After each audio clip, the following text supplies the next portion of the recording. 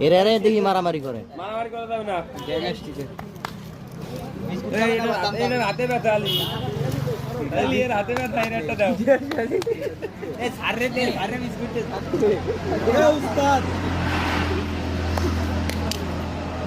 এর বাদাম কই এর হাতে ব্যথা এর দাও বাদাম কই বিস্কুট খায়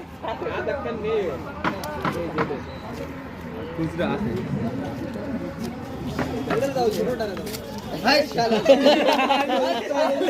প্যাকেটটাই